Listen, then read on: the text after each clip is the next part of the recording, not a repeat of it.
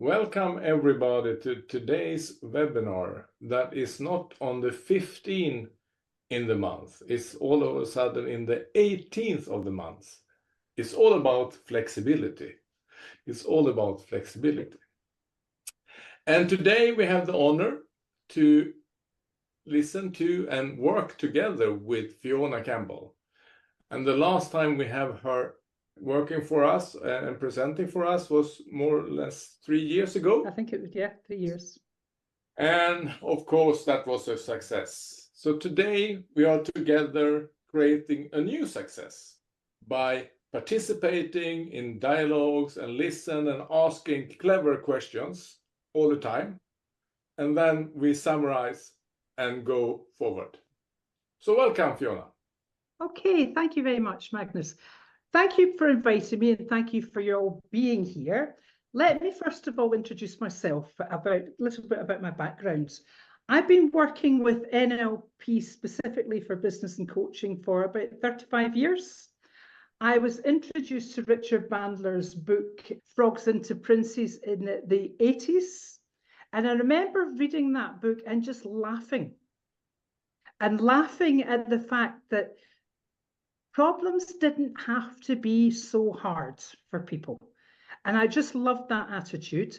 I also decided, I used to work out in the Middle East. I was in sales for 25 years. And I worked for companies like Xerox, then I went to Yellow Pages.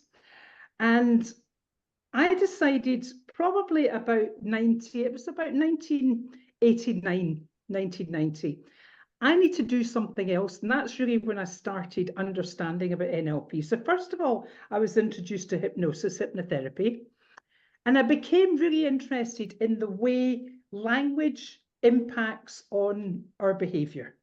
That was the first thing that really got me. My very first structured hypnotherapy session that I went to, I remember sitting there going, how am I getting relaxed? How is it I'm responding? What's happening here that I'm responding in such a way? I didn't know about the Milton model. I didn't know about the presuppositions of the Milton model at that point of time.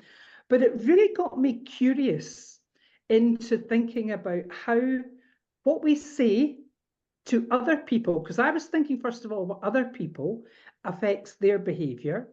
And then gradually much more into what things I say to myself impacts on my own behavior. So when I went to train, I've trained with Richard Bandler I think it was 1995, I got my first practitioner.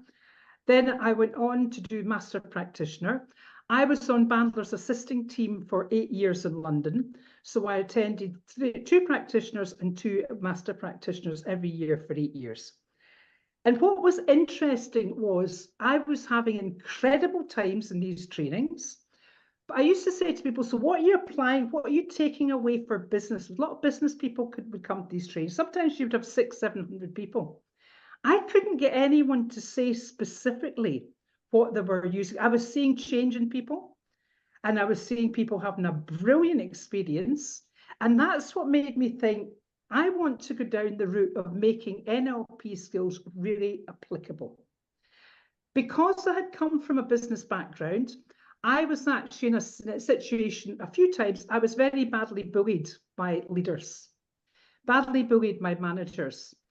And one of the things that I wanted, the more I got into learning about language and behavior, I wanted to really find a way to get these skills into leaders, because in my personal experience, the leaders who were bullying me didn't know they were doing it. It wasn't malicious. It wasn't their intent. They just didn't know any better. They thought that was the way to lead.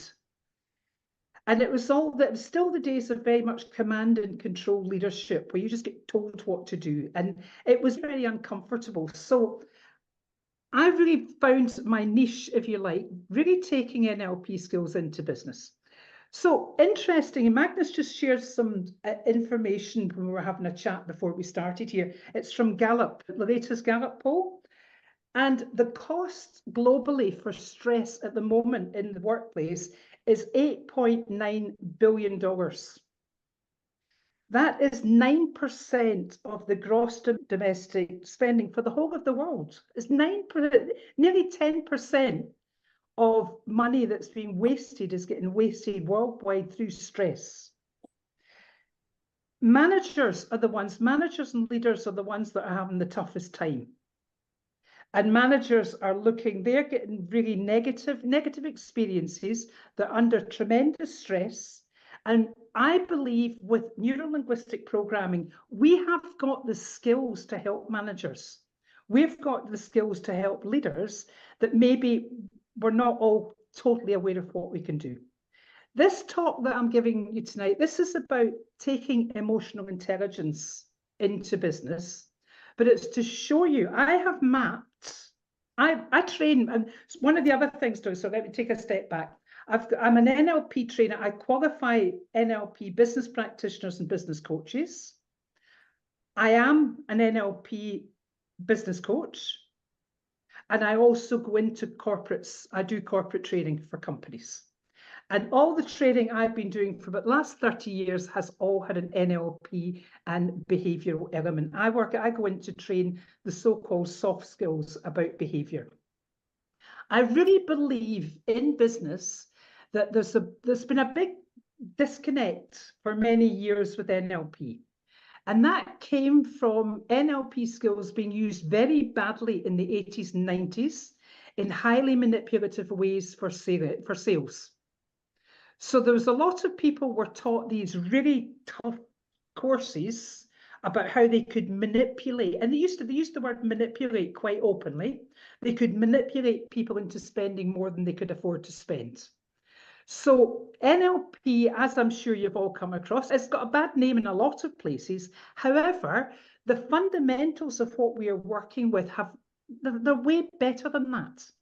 And over the last 15 years, I've seen a huge shift globally in the standard of trainers that are out there taking all these skills into business. I wanted to show you from a business perspective how we can start to bring NLP skills in, because companies will not work with you by saying, oh, I've got these NLP skills, so what? We've got problems with people with emotional intelligence. Brilliant. We've got loads of skills that can help you with that. We've got leaders that don't know how to communicate with their teams. They don't know how to motivate the teams. Brilliant. We've got skills we can help you with that. We've got we've got leaders that can't get clear. We're trying to get succession planning in place. We're trying to get clear with what's happening. Fantastic. We can help you set well-formed outcomes. We can help you do coaching wheels and all sorts of things to get clear in your direction. So the first thing about bringing NLP skills into business is you have to meet your business clients in their business world. You have to be talking business speak. Who here's got a car? Put your hand up if you've got a car. Now, if you've got a problem with your car, you take it to the garage. Do you want to hear what the mechanic's going to do to fix your car? No. Can you fix my car? Yes.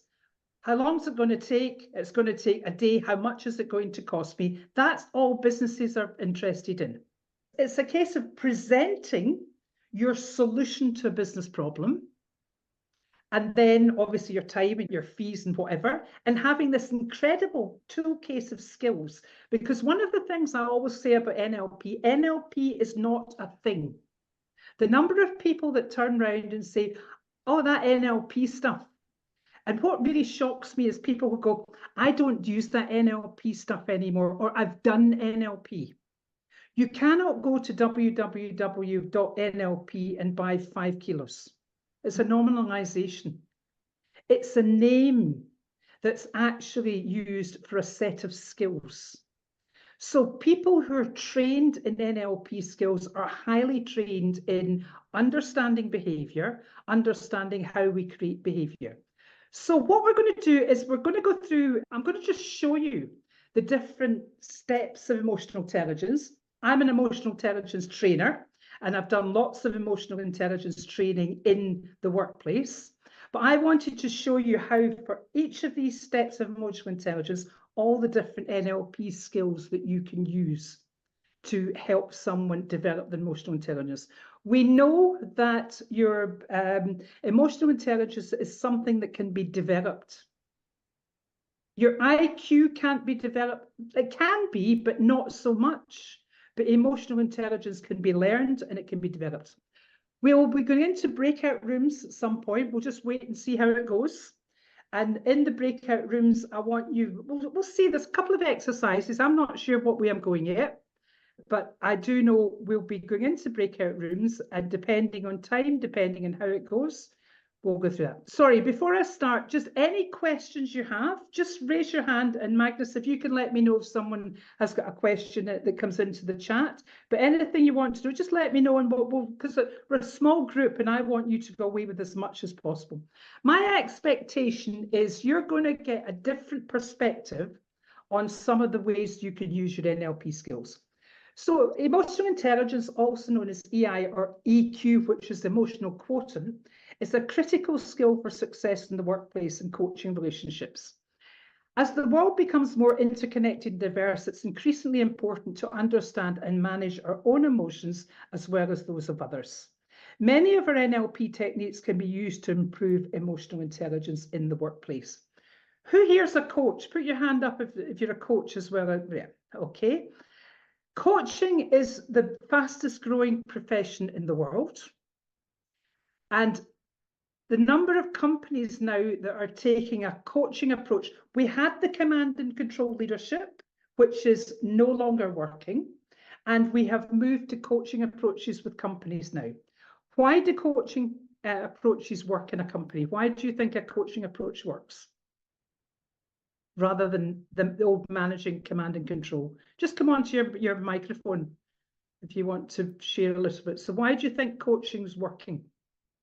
Because if it wasn't working, it wouldn't be growing.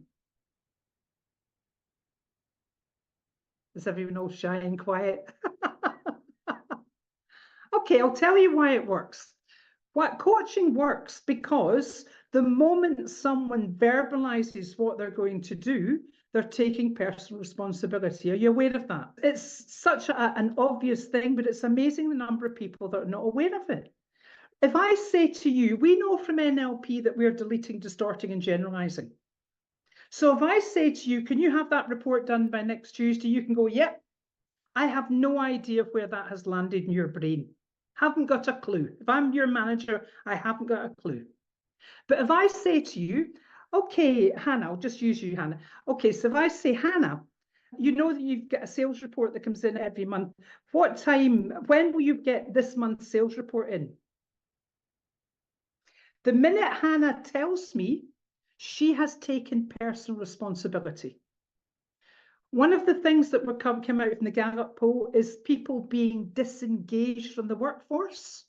That is one of the techniques to get people engaged. The minute leaders start using coaching techniques, the minute leaders start getting people to talk about what it is they're going to do, they start to become engaged. And I've been hearing for the last 20 years, we don't know how to get people engaged in the workplace. Start teaching them these skills and you'll soon get people engaged, which is phenomenal. So learning where NLP fits with emotional intelligence in the context, this theme is the context of business and coaching. Gain insights into how emotional intelligence can help you communicate more effectively, build stronger relationships, and enhance your coaching abilities.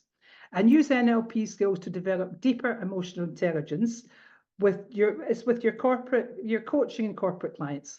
So what is emotional intelligence? Emotional intelligence can be described as the ability to monitor your own and others' feelings and emotions and use this information to guide your thoughts and actions. In NLP terms, it's state control. It's as simple as that. It's state control. It's being able to control your state. Someone who is highly emotional intelligent still gets angry. They still get upset. They still get sad. But they're able to hold as their state.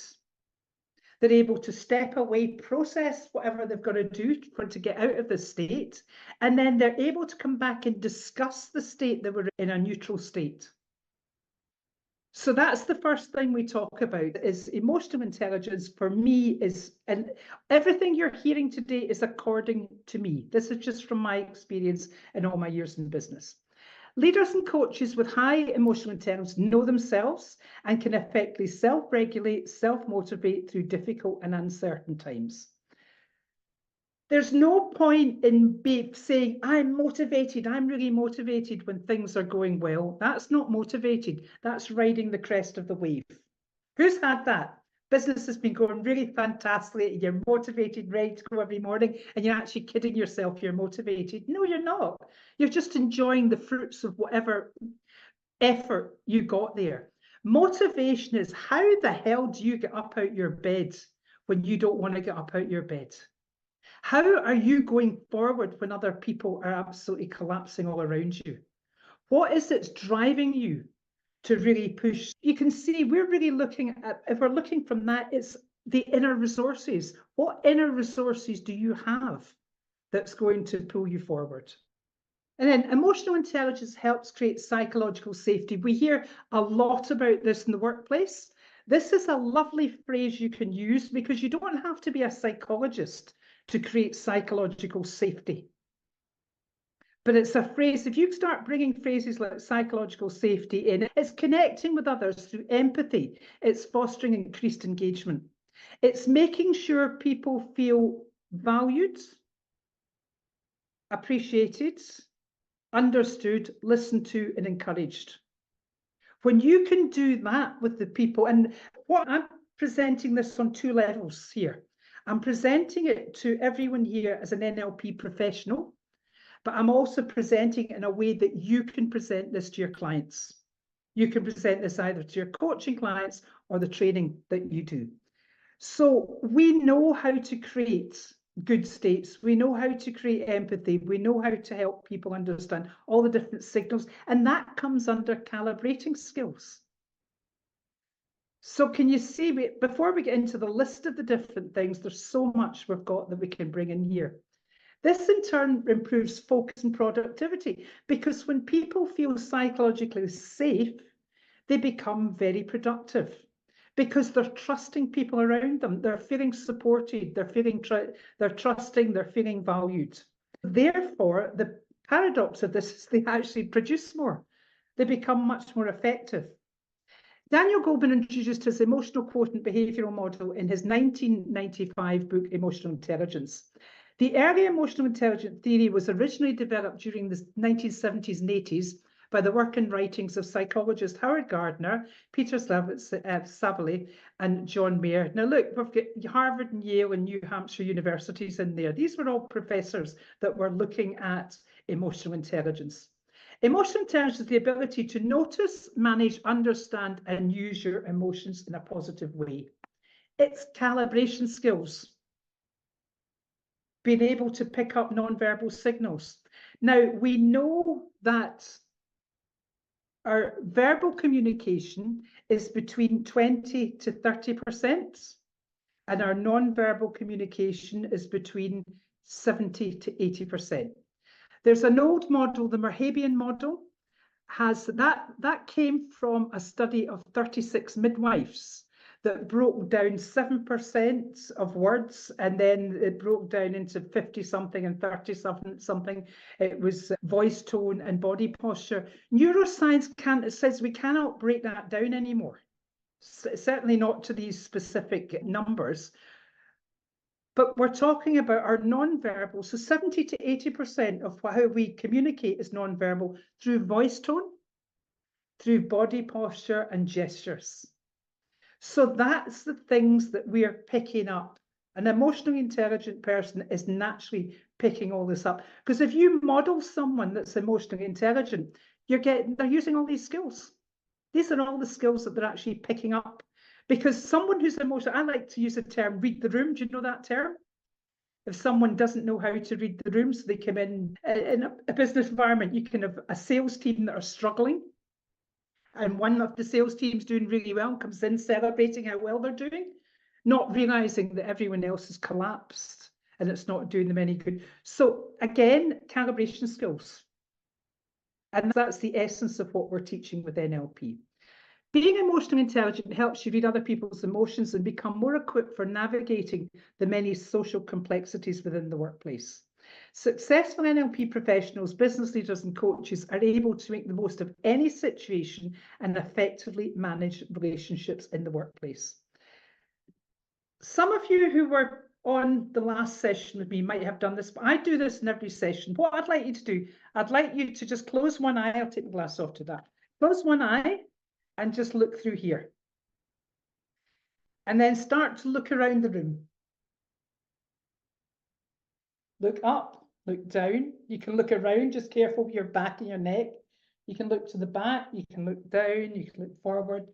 And then just stop in one place and stay really focused into that one place. Okay? And then just come back to the screen. That's it. Just put your hand down, come back to the screen. Now, am I correct in saying when you did that, you only saw a tiny part of the room? The room was still there, but you only saw a tiny part. What I teach leaders is, especially when you've got conflict resolution, you've got a situation, one person is creating that perspective of the situation, which we know as map of the world, and someone else is creating this perspective. And they think it's completely different situations, but it's not. And feel free to use that model, just to use that as a demonstration. I've found that as one of the most effective ways of actually showing what the model of our map of the world is. The situations there, we're just all seeing it from different situations. People will tell you, of course, we all create our own realities. And then they'll start arguing that someone's wrong. How can you have conflict when you totally understand we all create our own realities?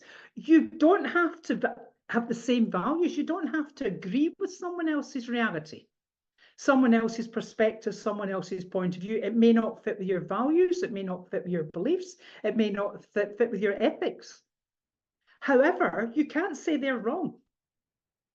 You've just got to, especially in business, you've got to understand, okay, that's this perspective, this is this other perspective. How can we get a way to meet the perspective together? Magnus, can I mention what you spoke about just when you started about the question that you asked the people in business? Do you want to talk about the ones that were working together? If they're working together or just working at the same time. That was a leader, a management group's exercise last week with me. Quite funny. And they was working at the same time, not together. Even in the same room, they were all seeing their own perspective of a situation rather than a shared perspective. Thank you, Magnus. Now, what is a shared perspective from an NLP perspective? What's a shared perspective? It's a shared submodality.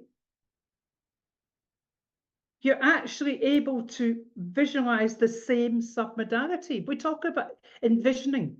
What's the vision? And when you teach NLP skills, it's just a shared submodality. And actually, I know this is just slightly off topic, but this is a scenario I went to. I remember going to a big event, a big business event in the UK years ago. There was about 1,500 people there, black tie, very expensive tickets. Can you imagine how much work it got to get all these people to take all these tables? Huge amount of work. So it was for an organisation. The chairman of the organisation stood up and said, "Ladies and gentlemen, thank you for being here. There's 3 key points for tonight." And he said the 3 key points. And I was with a table of my business master practitioners. We decided all to go out. So he gave the 3 points. Then he went, "Put that to the back of your mind and have a wonderful evening." And I went, "Does anyone know what the 3 points were?" Nobody in our table knew. I said, "We've got the biggest research opportunity here. We ran round, we couldn't get one person to figure out what the 3 points were because he had collapsed the shared submodality." So again, that's something else that you can teach leaders, the importance of creating a shared vision. Developing emotional intelligence skills helps you remain calm, handle stress and pressure well, and manage relationships with others. Many people in business are now looking for ways to learn how to become more emotionally intelligent. NLP skills teach you how to be emotionally intelligent as an NLP, and as an NLP professional, you have a whole range of tools and techniques to help your clients achieve this. So the benefits of emotional intelligence for leading and coaching: the ability to understand nonverbal cues, flex and adjust your behavior to match others, make good decisions, build strong relationships. Being emotionally intelligent helps you identify what you're feeling, know how to interpret your emotions, recognize how your emotions affect others, and regulate your own emotions. At the beginning, when I was talking about being in a business scenario where I was bullied by managers in quite a few different occasions, over the years since then, the number of managers, and we may do the perceptions exercise, I'll tell you about it, may have a chance to actually demonstrate it. The number of managers that I have taken through the perceptual positions or the perceptions exercise who have been horrified at how the other person in that situation has felt, and they didn't mean to make them feel like that. Because a lot of leaders are living in their own world. In fact, do that. Point yourself and say, I'm the center of my world. I want you to do this with me. I'm the center of my world. All of you say, I'm the center of my world. Yeah? No, you're not. I'm the center of my world. I'm the center of my world. So we are all, as human beings, the center of our own world. And if you're completely the center of your own world, you really only see the world through your eyes, not through anyone else's perspective. And manage other people's emotions.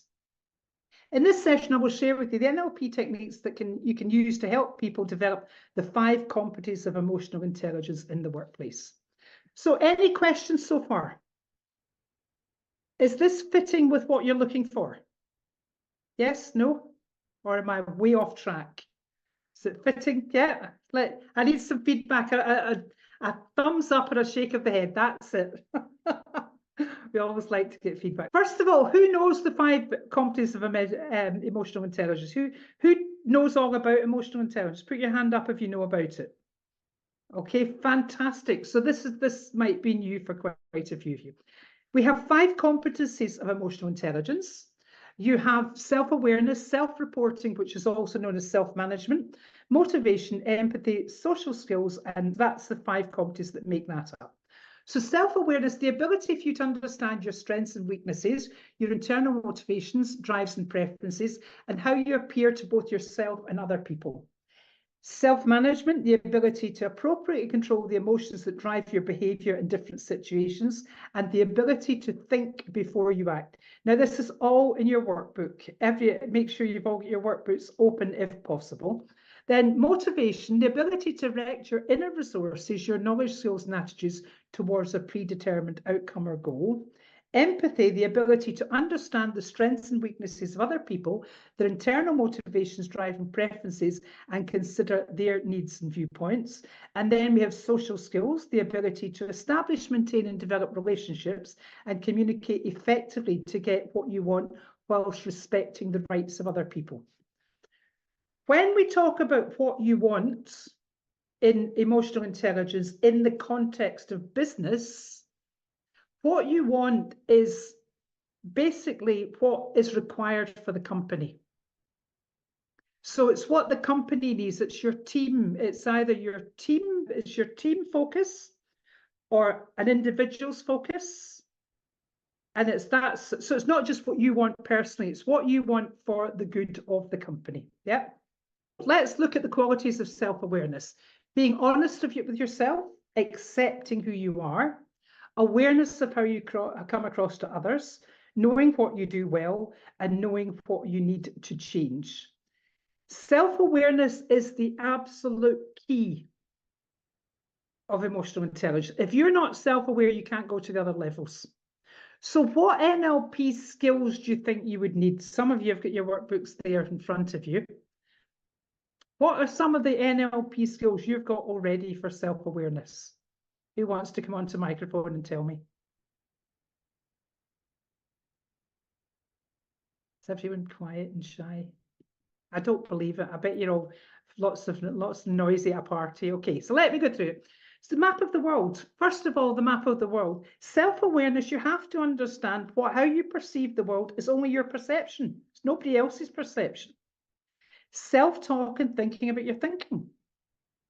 All behavior comes from a thought. Write that down if you don't know that phrase already. All behavior comes from a thought.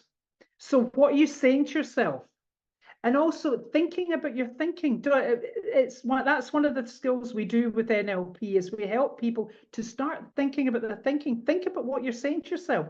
Think about how you're creating your inside world and what impact that's got on your outside actions, your motivation and decision strategies, neurological levels, being aware of your state, and also being able to, we're going to manage state control. So who knows about neurological levels? Put your hand up if you know about neurological levels. Take a note of neurological levels. We don't have time here. I'm going to be offering you at the end of this, I've got a self-learning course, which is NLP Mastery for Business and Coaching. And I have put the whole of my business practitioner, so it's basically the whole of my business practitioner on that course. But I'll tell you more about that later. But we cover neurological levels from about 3 different perspectives. Neurological levels are the different levels. You start with environment, and then you go into behavior. Then you look at beliefs, skills and capabilities. And then we go into values and beliefs, identity and purpose.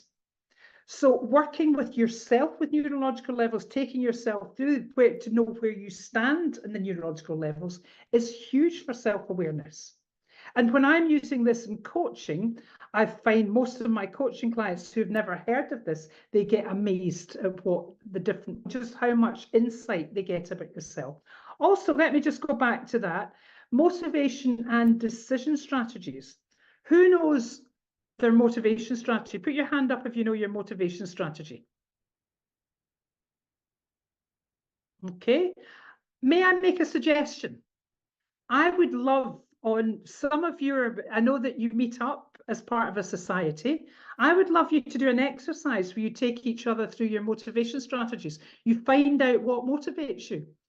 Find out how you make a decision. How do I make a decision? How do I motivate myself? Because once you can learn to motivate yourself, it means you've got a strategy that you can tap into when things are going tough. Because this is what this is all about. This is not when things are going well. This is how you're working when you go, things are tough. Then qualities for self-management. Know what you want to achieve. Control your emotions and be adaptable. Set and achieve goals and objectives. Learn from your mistakes. Look after yourself. Now, when we're talking about looking after yourself, that goes into exercise, nutrition. That's holistic. It's exercise, it's nutrition, it's sleep, it's everything. So I know that a lot of you work on a holistic level. You're working very much to the personal level. This is what a lot of leaders need to learn about. They need to learn about the importance of being able to eat well, exercise and sleep, and how that keeps energy. It keeps people going with energy, which is fabulous. So the NLP techniques for that, setting expectations, NLP frames. How do you frame something? So who knows about NLP frames? Put your hand up if you know about NLP frames. Yep. Okay. NLP frames are how you actually set something out. For example, when people come on, when I'm doing a corporate training, I will actually, and a masterclass like tonight's slightly different. It's that we're working more with expectations here. My expectations is you'll get a different perspective of using NLP skills. However, if I'm working corporate training, I'm not leaving anything to chance. I set it up right at the beginning to say that people will be utilizing what they're learning in the workplace, and they'll be sent questionnaires over a period of weeks after to give us examples of the successes they're getting from using that. That's an outcome frame. I'm not saying there's your training, go away and say, thank you, you've had 2 or 3 days of entertainment. So NLP frames are how you actually set where you want people to think. That is huge for emotional intelligence, because you can set how people are going to enjoy something or how they're going to put an effort into something. Okay. And then you've got state control. That's being able to manage your state. Anchoring, asking meta model questions, the good old meta model, which is the information gathering of NLP, and controlling your self-talk. Let me share a controlling self-talk exercise. What I'd like you all to do, I'd like you to run something in your head, something that annoys you. You're not going to tell anyone what it is. Something that really frustrates you, annoys you, or something that makes you feel like that. But it's nip, nip, nip, nip, nip, nip, nip. Now, if you don't know, if you're sitting there going, I don't talk to myself, I don't know what Fiona's talking about. What does she mean, run or something that annoys me? I don't do that. That's your self-talk, all the stuff you're telling yourself. What I want you to do is I want you to put in the chat the number you're at. 1 being, I'm absolutely fine with this, and 10, this is really annoying. I want you up about, I don't want everyone being all relaxed and cool about this. I want you to take yourself into something that's about an 8 or a 9, if you can. All you're going to do, you're just going to do it in your head. Okay? Put the number in the chat so we can see. Okay, so we've got a 6. If we can try and get it higher than a 6 if possible. Okay, an 8, fantastic. 9, that's it. That's what we want to see. Okay, let's see some more numbers coming in. 8, 7. Okay, keeping that thing running in your head, I'm going to show you 2 ways of shutting down self-talk. One is a physiological way and the other is a linguistic way. So the physiological way is run this in your head, keep going, and then I want you to put your tongue against the back of your teeth. Then close your mouth so no one sees what you're doing. And put in the number you're at now.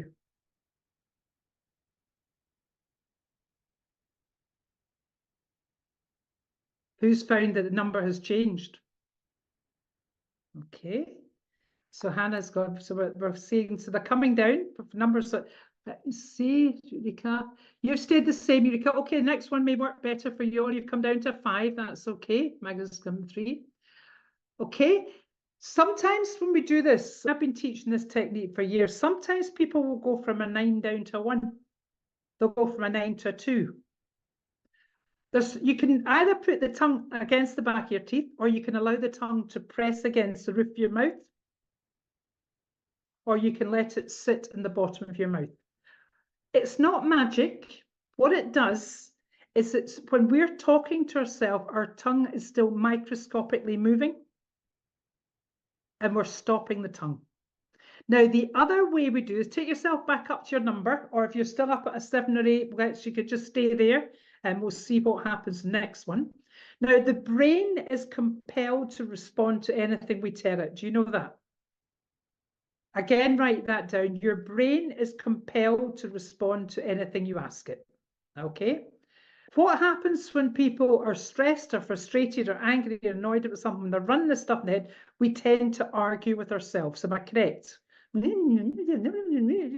So you have to interject here with a command. So the command is, and I don't want anyone shouting this out loud, you do this in your own head.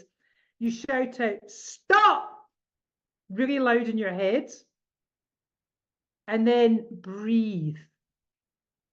Or stop, focus. Stop, calm. So if you take a note of that, you say it's a command, it's a really strong command, and then a 1 or 2, the most words I would say to people is pay attention. But a lovely one to do is to just stop, breathe. Right through the pandemic, we were teaching thousands of people how to do this. Just stop and breathe. What number have you come to now? Who's found that their number, by doing that, their numbers come right down? Because you've come straight in and you stopped that scenario. Yeah. So that's the way you can teach. And it's not, this isn't something you just do once. People say, sometimes people, I see often big dramatic numbers. Here we've not got a big dramatic number, but that doesn't matter. That doesn't mean it doesn't work. What we do is, it's a strategy to keep going and keep practicing, because if you're angry about something, if from a leader's point of view, a leader can't be angry and go and lead people, because anger's infectious. you will actually pass that anger on to other people. So to be able to control your state, it's stop, breathe. But just the stop is the command, and then a one-word command comes after that. Okay, and then motivation. As I said before, know what motivates you, have clear goals, understand how you get things done. That's why it's important, especially as an NLP professional, it's important for you to know how you do things. Recognize the resources you draw on to keep you going when things get tough. We know one of the presuppositions of NLP is everyone has the resources within them to get everything they want to do. We don't work with people with the premise that someone's broken. Someone's not broken. Everyone has everything they need. Actually, for someone to say, I'm not confident, do you know they wouldn't be able to say, I'm not confident if you didn't know what confidence looked, sounded, and felt, because it's a comparative deletion. You're comparing how you are to how something already is in your mind. If someone really had no confidence, they wouldn't be able to utter the word because they wouldn't know what the word meant. So it's always interesting when you understand that everything is coming from within. It's coming from the resources that we all have. Know what you want to achieve. Again, this is huge in motivation, because if you don't know what is clear, if you don't have a clear goal of where you're going, if you don't know what you want to achieve, how are you going to get there?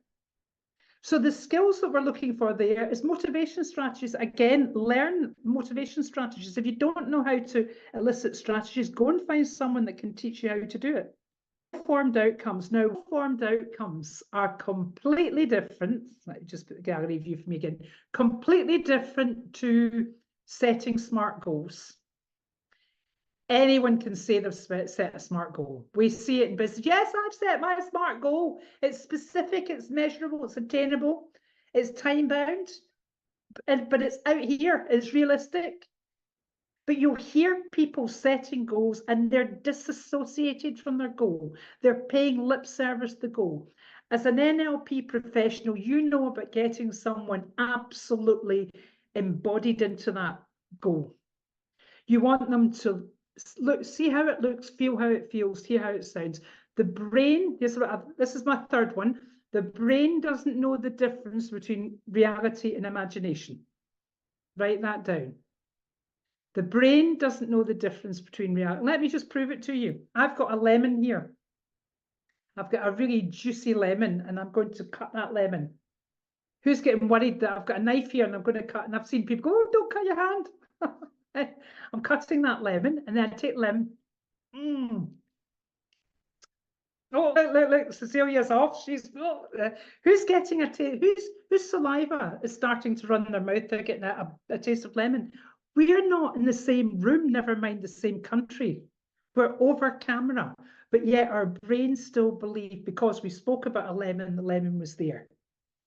So we don't know the difference between reality and imagination. That is a superpower that we've got, that we can use as NLP professionals. If the only thing you take from today is helping someone absolutely step into their goal as if it's already happened, so that they feel it in every cell, every molecule of your body, that's one of the most important things you can do.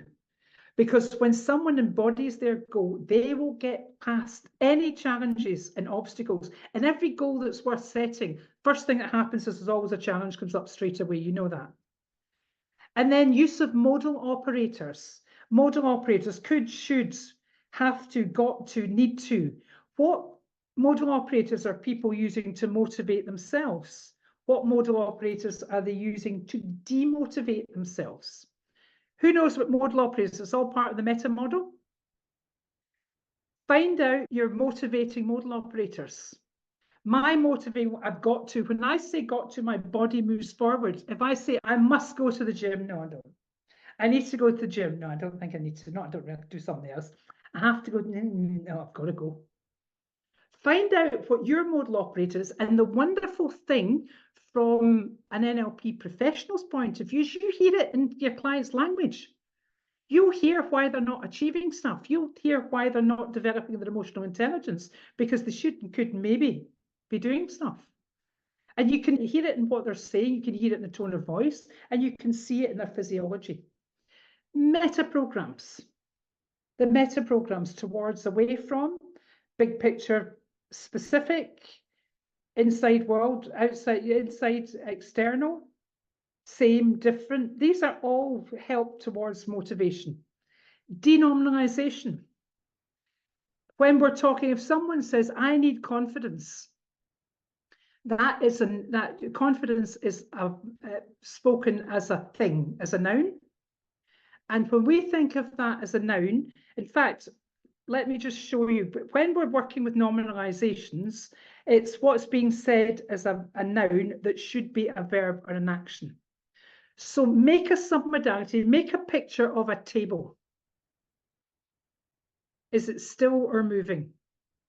If you say, I can lip read, still, yeah? Okay, if you see, make a submodality of a cup. Not a cup that someone's drinking, just a cup that's sitting on a shelf. Is it still or moving? It's still. A submodality of a chair. It's still. A submodality of a desk. It's still. Now make a submodality of confidence. Ooh, it's impossible. Sometimes people will see the word confidence, but actually the action of confidence. So look what happens when you make a submodality of you doing something confidently. Straight away you get movement, that you get a moving submodality. So because you've got moving in the brain, you get movement in the body. In other words, what does moving equal? Motivation. Sometimes just getting people to denominalize what they're doing, they start to get really motivated. And then focus on your purpose, the neurological levels. The purpose is right at the top of the neurological levels. And as long as you're focusing on the top, that will drive you. The purpose is bigger than you. There's lots of leaders stuck in identity. And we know that. That's the ego leaders. It's all about, I'm a leader, I'm a manager, they're all stuck in identity.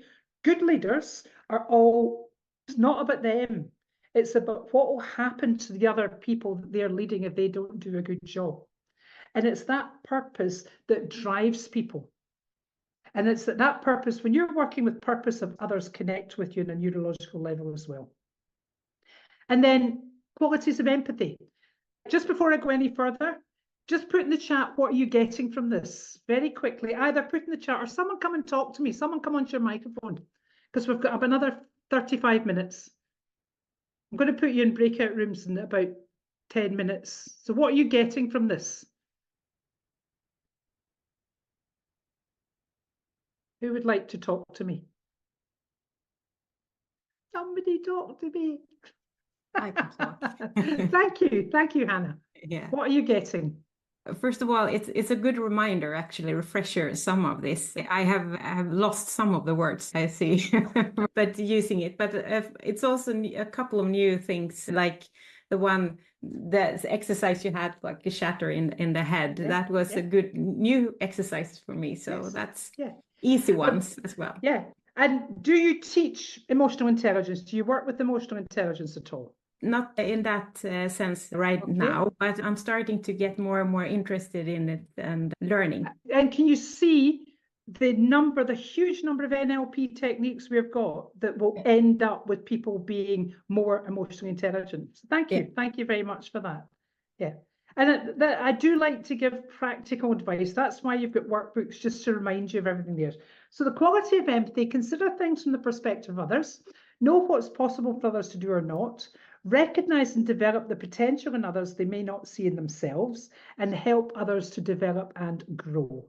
So the NLP techniques: perceptual perceptions, which I'm going to actually demonstrate it in a moment, modeling, submodalities, working with submodalities, so being able to understand someone's submodalities, discovering their self-talk, find out what someone's telling to themselves, and the VAK communication model, your visual, auditory, kinesthetic, and the auditory digital, making sure you're matching language with that. And then the last one, the qualities of social skills: listen purposefully to others, Find similarities with others and notice how people are responding to you. Be aware of your and others' body language and non-verbal communication, and share your knowledge and experience. Especially today for leaders, we're in a world now we're moving into the world of AI. Anyone can get information about anything. So any leaders that are not sharing and not building relationships, it's the human relationships that are going to keep us going when AI starts to take over a lot of scenarios. So it's been able to really connect and share your knowledge with other people. So the NLP techniques, that's sensory acuity and calibrating skills, focus listening skills, building rapport, match, pace, and lead as part of your rapport building, your meta programs, being able to match the meta programs of others, your Milton language, which is the language of influence and persuasion. So before we do overcoming emotional hijacking, I would like to do perceptual perceptions with someone. I would like just someone to volunteer to do this. We're not going to ask you any details about the situation, but the situation I want you to think about is choose a situation that you've had with someone that still annoys you. It's happened in the past. It's been a face-to-face situation.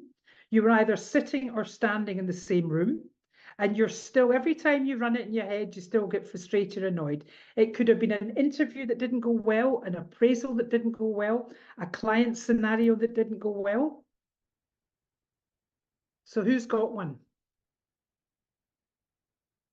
And you're not going to tell us what it is, but I just want to show you how we do perceptual perceptions, because I teach perceptual perceptions in this way. Thank you very much, Marina. I teach this with my corporate clients who are not NLP trained to learn 3 of the competencies of emotional intelligence. This particular exercise gives you self-awareness, self-management, and empathy.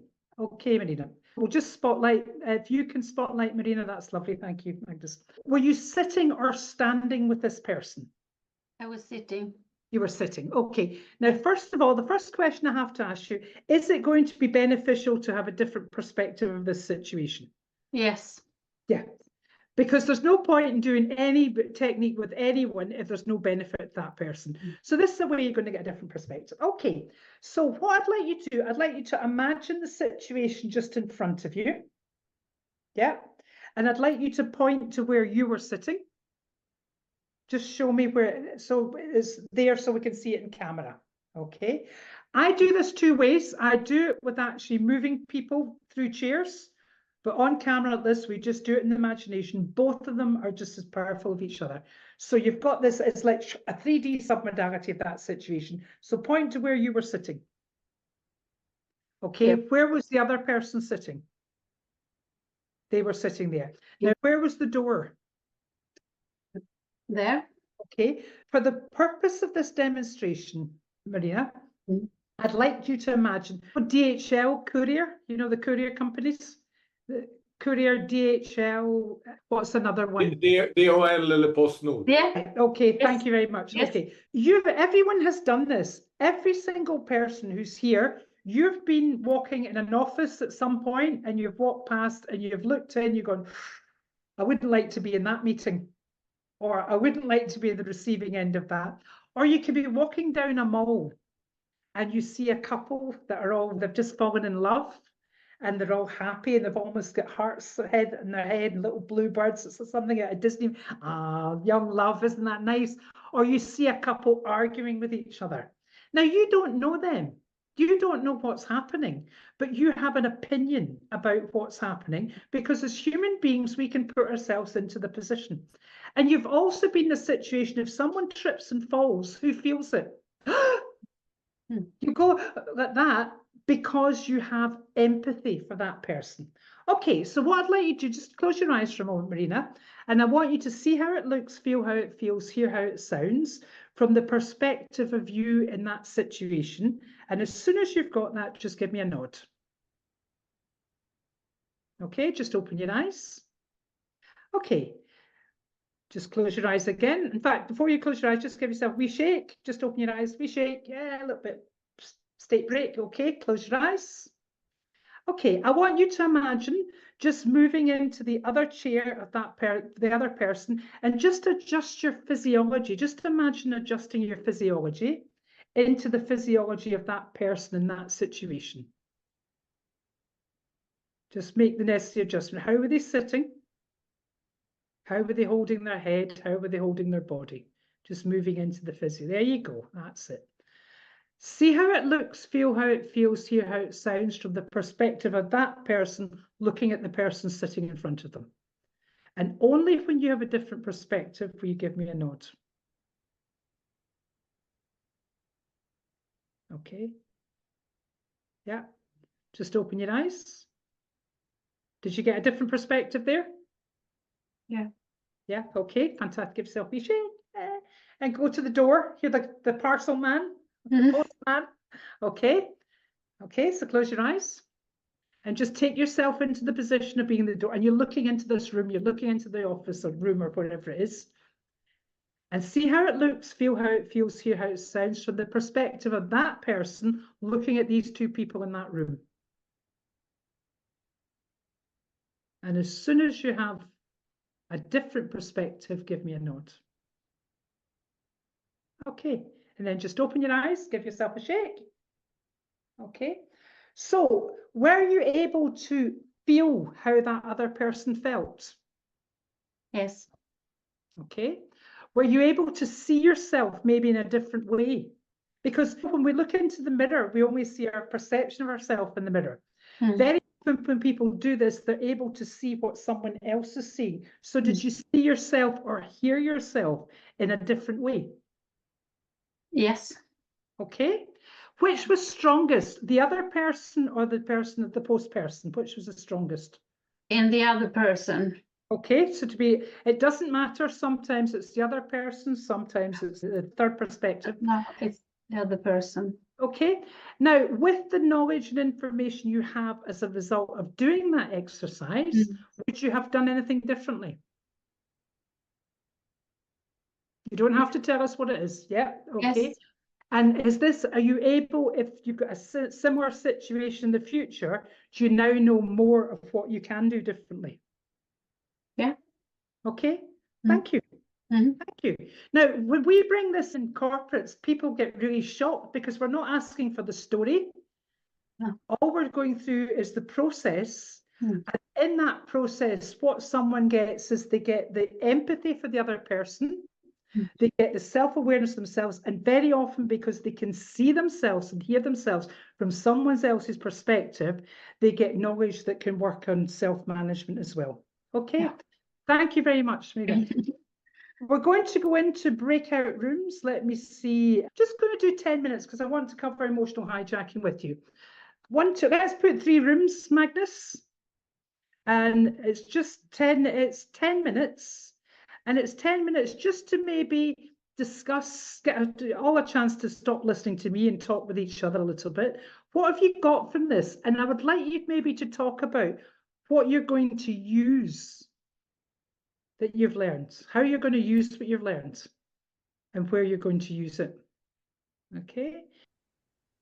Patrick was just saying about, it was nice to see that the techniques, the NLP techniques separate. As I mentioned in a couple of the rooms, when I used to teach emotional intelligence for corporates, I was an associate trainer for many years. I would be brought by different companies in the Middle East to go in to train their clients. And we only taught the first parts. So each first page there before you get to the NLP techniques is what the course used to cover. But there was other trainers training emotional intelligence, but I was getting amazing results. And no one could understand why I was getting amazing results because I was teaching them all the NLP stuff. I was teaching them how to become emotionally intelligent. Okay, so just before we finish, first of all, was that good to get a little bit break from me? It's always good to get a break from me talking. Last thing is overcoming emotional hijacking. The first thing you've got to remember is nobody can get into your brain and release hormones and chemicals to keep you angry. If anyone has got absolutely furious at something, you know these people that are still angry 20 years after something happened? They've been doing that to themselves for 20 years, okay? So the first thing that's really important, emotional hijack just means losing it, and we all lose it. And it's healthy to lose it, but don't stay there. Claim it. People can trigger your anger, but it's you that keeps yourself angry. You can be triggered into anger, but keeping that anger is what keeps you there. Name it. Develop your emotional vocabulary. Emotions have subtle differences. The more different emotions you can recognize, the easier they are to name. Those of you who have got young children or worked with young children, the more emotions, the more words you can give for a child to name emotions, the better. Because the brain, what happens with emotional hijacking is it's fight or flight, or freeze, flight, and then fight, because that's what it is. It's that we freeze first, and then we run if we can. We can't run, then we'll fight. What happens at that point is your prefrontal cortex closes down. The minute the prefrontal cortex closes down, you stop thinking. If a Bengal tiger jumped in through my window in Scotland, I wouldn't be standing here going, oh, I wonder what zoo that came from. You wouldn't see me. I would be out that door. When people are going into getting emotionally hijacked, especially if you're working with business leaders, they cannot be rational when this is all going on. So the first thing they've got to do is to be able to claim it, say, okay, and then give it a name. There's a big difference between absolutely furious to slightly annoyed. Tame it. Naming an emotion tames it. All of a sudden, the brain now knows what it's dealing with, and then aim it. Emotion is only an energy. In what direction can you aim that energy? Exercising, finishing a report, starting a project. Who's got a mother either with you or no longer with you, but a memory? I've got a memory of my mum that I would come in, she'd be scrubbing the kitchen. And that's scrubbing. And you knew she was furious about something. She was angry, and it's well known that women clean when they're angry. But sometimes it's not just women that clean when they're angry. You've got to say, okay, all this is emotion. All this emotion, it's only energy. What can I do to put this to practical use? I've done some of the best cleaning out of my office when I've been furious about something. And my goodness, it feels great when you get something clean at the end of it. Okay, so I just want to share with you, we've done that today, just if you can think of 2 things you will take away from that you're going to use in this session. I know you were discussing it in your room, but afterwards, if you just write that down, that's great. So there's a couple of offers we've got for you. Magnus has got the links, but also the links are in the back of your workbook. I'm really proud of this. The NLP Mastery for Business and Coaching. It's a self-learning online training. It is my business practitioner. It's everything of my business practitioner. So it's 8 modules. There's 8 workbooks. Each module has got about 10 parts to it. We're working out, each module is taking about 6 to 8 hours to work through. So it's comprehensive. It's got roughly 48 hours of content. It has videos, audios, and a workbook and a knowledge quiz for each of the modules. So it's a way to test your knowledge. And it's all the recordings from my latest dual certificate business practitioner, business coach. So what you're doing there is, now there's a certificate at the end of this. It's a certificate of completion. It cannot be an accredited certificate because we're not doing the testing to see people working with people. But it's if you're already trained in NLP and you're looking to really up your skills for business, this is the course. Now, it normally retails for $1,790. There's an offer on just now for $955, and for everyone, and this offer closes tonight. I don't do that. We've got there's a code there, coupon code, which is link24, and you get an additional 50% off of the summer offer. So it's $498.50 US dollars, or 4 payments of $139. And that is yours. It's unlimited access, and you can put it on your mobile. You can actually access it from your mobile. And I've also got the NLP Business Circle Club. Magnus has been a member. Magnus is one of our founder members. You've been a member for 3 years, Magnus. 2 2-hour live masterclasses a month, every single month. It's on the 2nd Tuesday and the 4th Thursday of each month. The 2nd Tuesday, it's 12 till 2. Afternoon time, UK time, and on the 4th Thursday, it's 7 till 9 UK time. We have live practice sessions and coaching. I pick a subject very similar to what it is. We've done 90 minutes tonight, so that these are 2-hour sessions. And we get between 40 minutes, sometimes to an hour and 20 minutes in the breakout rooms to practice what we're learning. It's all NLP specifically for business coaching. Members get recording archives right back from, so every single masterclass, video and audio, I have them all as a video and an audio, and a workbook for every one of these masterclasses right back to 2020. We've also got an online VIP community hub, which is a place that you can meet other members. And we're just, that was recently launched. We're still developing that, but that's a place where you can meet with all the other members. And 30% members discount of everything. So the members discount is on any of the courses or coaching that I have. So that's normally $97 a month, and your 50% discount is $47 a month. There's no contract. So if you did join and you decided it wasn't for you, you could leave at any time. But just to show you, there's an app there, so you can get into the course, you can go into that course and you can work through everything on your mobile, which is fantastic. Okay, so if anyone's got any questions about that, let me know. But what I'm going to do is, and as I said, everything's in your workbook, and I just wanted to make that as an offer to you as your membership into your club. So you're all going to talk now. We're going to go down 30 seconds each. What are you taking away? I'm going to start with you, Patrick. What are you taking away from today? There is a very clear and specific and useful way to teach something as soft as emotional intelligence. Mm-hmm. Thank you. Okay, thank you. Hannah. Yeah, I like how you have structured for each area which tools to use, etc. I have not thought it in that way before, so I will take that with me definitely. And as I said, I'm curious how I will interact that in my online teaching going forward. Yeah. Okay, fantastic. Cecilia. I love the thing that you structure emotional intelligence, and yeah, it's much more clear now. Okay, fantastic. Yeah. Thank you. Mats. So, okay, I just wrote in the chat.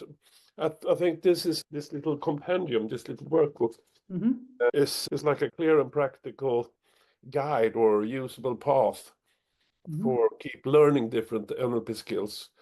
And I think you have put them in a great context for to make them in a line after each other instead of separate units. Yeah, and that I'm motivated. That's what motivates me. I love to hear it. And also in the NLP Business Circle, that's what every single one of our workbooks is like that.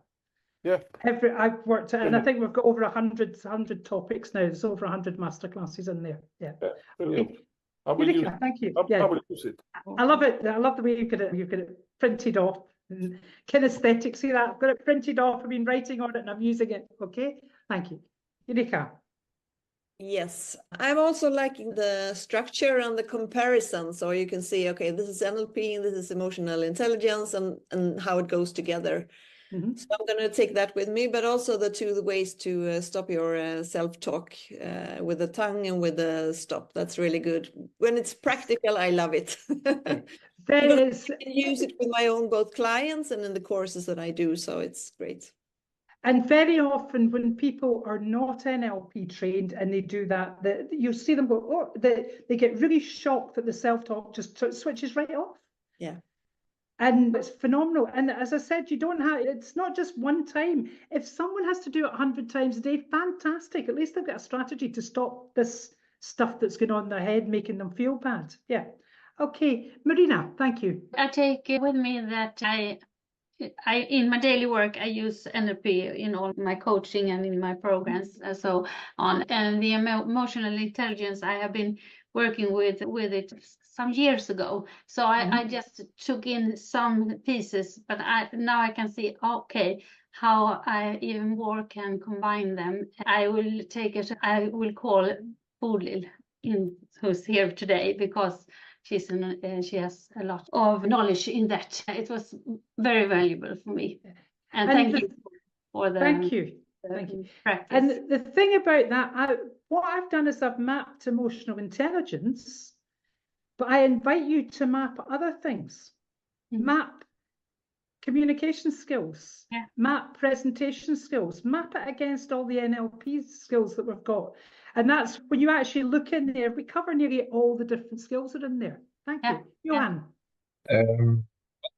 The structure of the clarity of the model. What does emotional intelligence, what is it made of? Yes. And all the connections to the different NLP techniques for each area. I like the how to do things. Yes. And this is where I really believe we've got a very important job as NLP professionals now to really bring this into the workplace and help, and in other areas as well, but the workplace is my area of expertise because people really don't know about this. And it's lovely to see them starting to learn, which is great. Thank you. Bodhi. So I think it was a lot, and actually it was challenging for me to capture everything because you switch from the slides and you're talking, and just when I'm taking my notes, it was gone. But now I'm going to read the workbook because I do training in emotional intelligence, and I'm also training in Gallups as a strengths coach. So I think everything is about to create energy and to use those different techniques to get your different perspectives and how to do it. So now I got the, as you said, actually, to try to map other things, because what I was thinking before, I will also do the mapping of transformational leadership, because that's also the same thing. Yes, how to drive with purpose and so thing. I will take a workbook and really need to take it slowly for myself because it was so much. So Thank you. And that's the reason why I have a workbook, and I encourage people to have the workbook with them, because everything that's on these slides is in the workbook. The pictures aren't there, but everything in the slide is there. And also, from a communication point of view, I have never liked talking behind slides. I think it's because when you take slides away, but I know it's a lot, but there's a lot in that. I've always liked to pack a lot into whatever I'm doing. Okay, thank you. Magnus. I was trained by Daniel Goleman 2002 in emotional intelligence, but I have learned more these 90 minutes. Of how practical use it. Thank you. And I think that is, and I always try to learn from you, Fiona. It should be easy, it should be simple, and it should be practical. Yes. And if we can keep things there, we will make a change. Yeah. It has to be applicable. It can't be a concept of NLP. It's got to be, how do we use this? And how do people learn to use this easily? Okay. Thank you very much. I'm aware that's us up for time. Thank you very much. Thank you for inviting me to the society, for Patrick and Magnus and Mats, I believe you're board as well. I'm really honoured to be invited along. And who knows, we may see you in the club, or if you're on the NLP Mastery, I'm always there to help working with people. And just go out and do the magic that you're doing so well. Just keep it going. Okay, yeah. Enjoy the rest of the evening. Good night, big round of applause. Thank you very much. 1 minute, 1 minute. We will put the recording on our website, the NLP-föreningens website, so you can see it again and again and again. Thank you so much, Fiona. It was wonderful. Okay, my pleasure. Thank you. Take care. Bye. Awesome. Bye. Bye.